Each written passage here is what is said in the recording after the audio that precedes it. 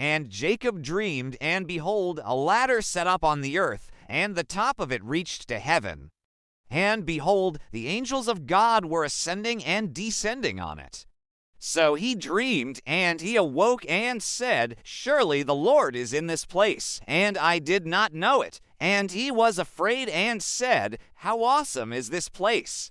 This is none other than the house of God, and this is the gate of heaven. Then Jacob awoke from his sleep and thought, If only the visions of God would speak to me in dreams. If only he would make known to me what he will do with me. In the Old Testament, the word ladder is used not just as a simple tool for climbing, but it also symbolizes a means of ascending and descending between heaven and earth. This ladder represents the only way to reach God, and that way is through Jesus Christ.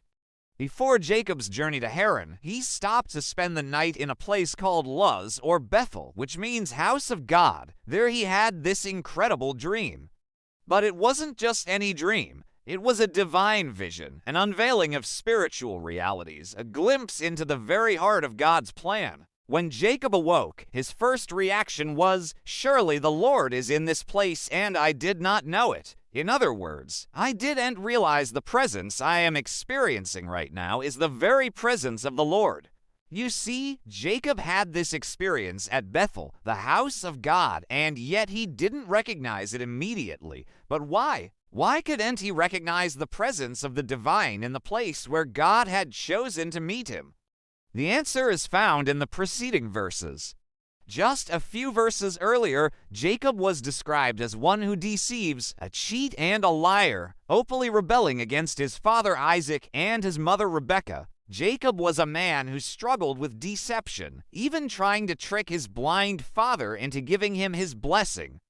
His heart was far from God, and because of that, he couldn't fully grasp the spiritual reality he was encountering. You may be thinking, well, how can this be a problem for us today?